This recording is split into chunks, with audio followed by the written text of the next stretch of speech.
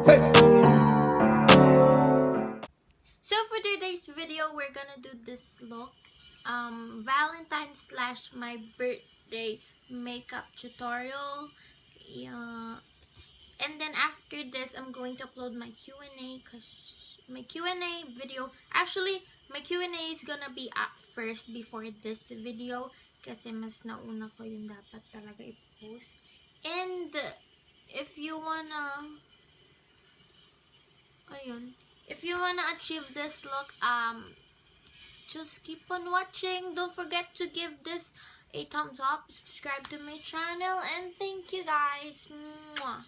So for today's video, gagawa tayo ng Valentine makeup look. And let's get started. So I always start my face with Mario Bedosky facial spray. And then, hinihintay ko siya matuyo or like i-spread ko siya sa face ko. After that, I'm going to use my baby skin from Maybelline pore eraser. Sa T-zone ko siya nilalagay mostly. Pero, after that kasi ini-spread ko siya ina-spread ko siya all over my face.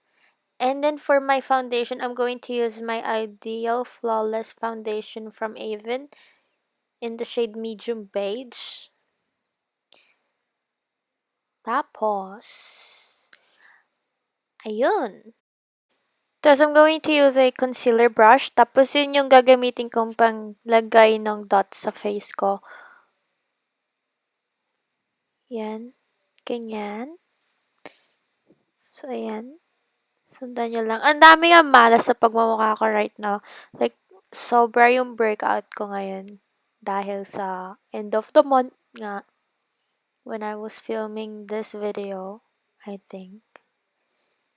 Ayun.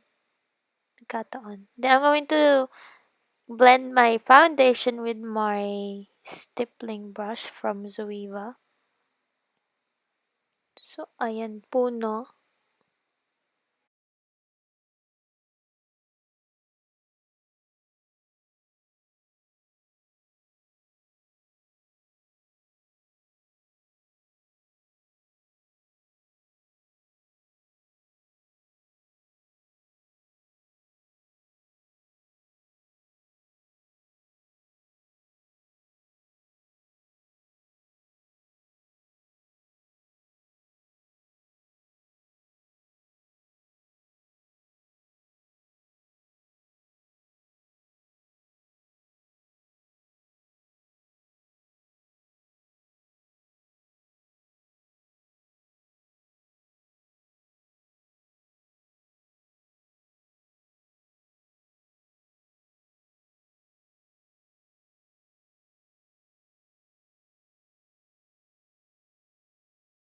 So, highlight my face or like conceal. Ginamit ko yung Lock-It foundation ko from Kat Von D kasi masyado siyang light. And then, I never used it before so ginamit ko siya as a highlighter, concealer, or whatever. Pero yun nga, kasi masyado siyang light sa akin. Like, the funny story about this foundation is, binili ko siya online sa Sephora since walang Sephora sa New Zealand. Online lang. And then, hindi ko na siya binalik, like refund, kasi dapat ang kasama ng foundation na yan is a beauty blender. Kasi ano yun eh, parang limited edition, may kasama siyang beauty blender. But then, when I got here, ang kasama niya is the Shade and Light contour palette. So, I was so happy about it kasi may parang free contour palette na ako. And Kat Von D pa siya. So, hindi ko na binalik. Ayun, blend lang natin siya ulit with my stippling brush.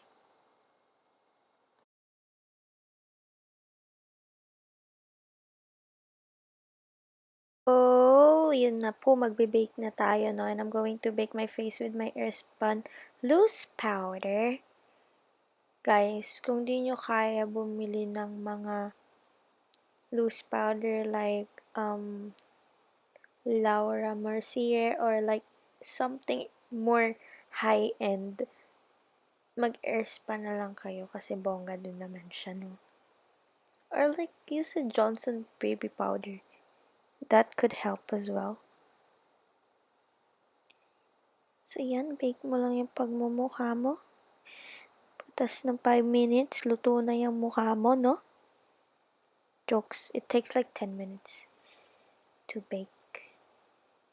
So, iwanan natin yung face kung ganyan. Ang dami kong sinasabi, di nyo naman naiintindihan. So, sa mga previous video ko, alam nyo na ginagamit kong pangkilay. And that's what I'm gonna use for this video as well. And I was just saying na, na sobrang affordable ng product na to. Sobrang sulit. As in, I've used this for almost 2 years. Hindi siya na-expired agad. I think it takes like 3 years to get expired or something. But yeah, I'm going to use my LA Girl brush, angle brush with a spoolie. Alam niyo na kung paano maggawa ng kilay, so sundan niyo na lang ako dito sa bit na to. I always start sa top, guys, hindi sa bottom. And guys, take note, yung kilay niyo hindi sila kambal ha. Magkapatid lang sila. They're not supposed to be pantay, no? Kaya kung ina-achieve niyo yung pantay-pantay kilay na yun, sana nag-ruler na lang kayo.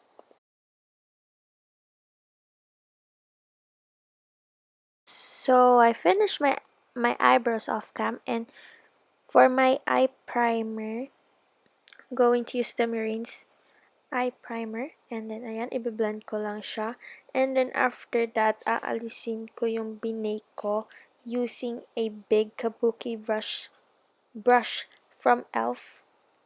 There.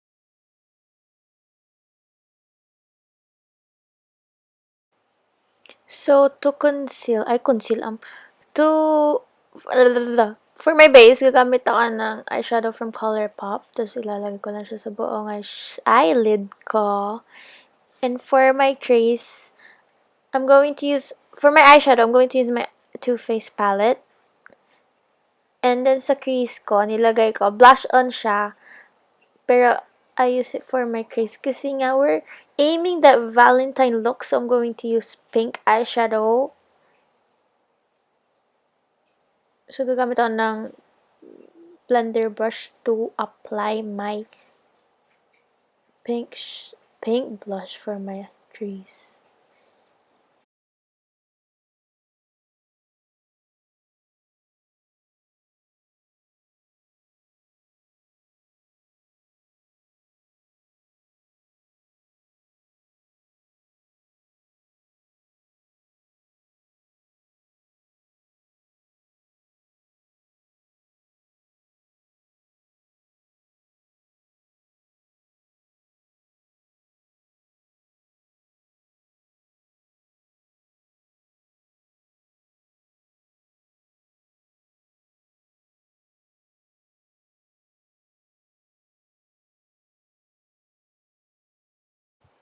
And for my lid, I'm going to use the same palette, but I'm going to use the pink shimmer one. And nag-spray ako nung facial spray sa brush ko para makuha yung pigment niya. Yan. Sa buong lid ko, yun yung nilagay ko. So, we're gonna do the same thing sa kabilang mata para syempre pantay, 'di ba?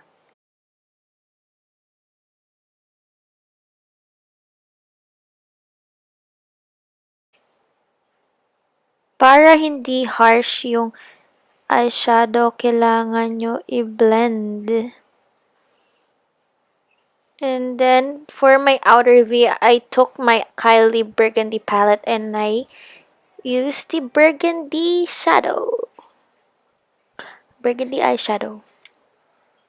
And then, gumamit ako ng mas smaller brush para sa liner ko.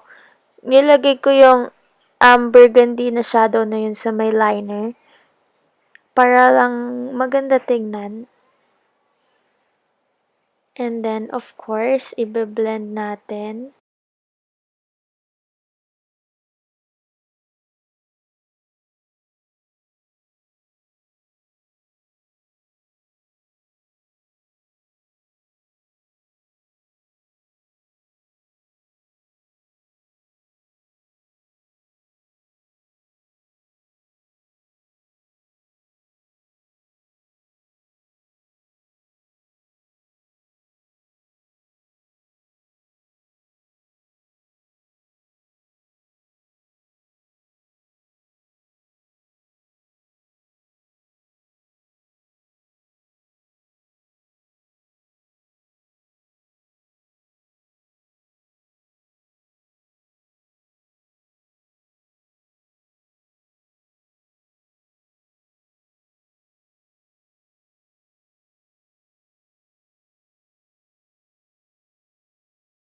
And for my lower lash line, ginamit ko yung same brush na ginamit ko sa my outer V ko, and I used the burgundy eyeshadow. Nilagay ko sa lash line, water lash line. Sa lower lash line actually. This thing is actually confusing kasi ang daming parts ng mata. And then sa may inner corner ng mata, nilagay ko yung mas light na pink shimmer para mag-pop up, diba? Para mabuhay ang ating pagmumukha, ay ating mata pala. Tapos yan, blend ko lang siya.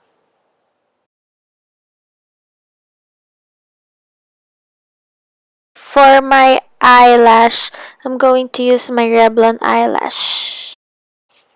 So, I did my eyelash off cam and my eyeliner kasi sobrang struggle sa akin yung eyeliner.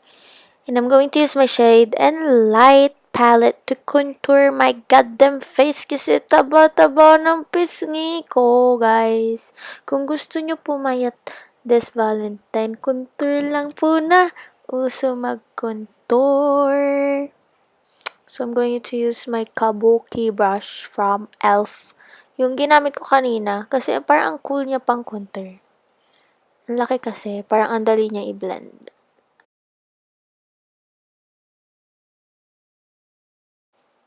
So, kinukontour ko pa rin yung face ko kasi sobrang taba.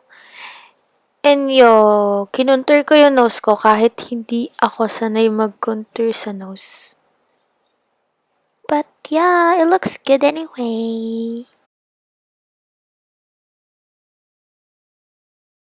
So, for my blush, I'm going to use my Tarte blush in the shade Ornate. And gusto ko sobrang nagpa-blush. Parang natural na kinikilig, ganun. And for my highlight, I'm going to use my Too Faced palette. Another Too Faced palette. Kasi tatlo yon yung palette na kasama. Like, limited edition siya.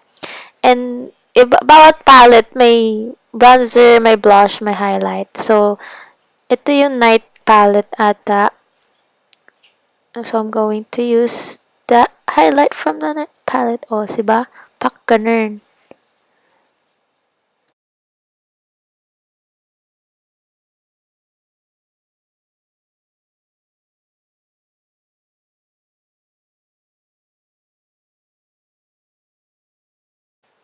For my lips, ayun nga, ginamit ko yung color pop ko.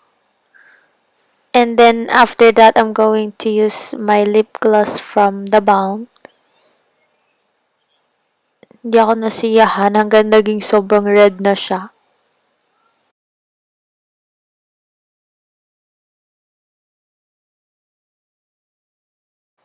So, of course, kailangan mo din mag-spray sa dulo para ma-set lahat.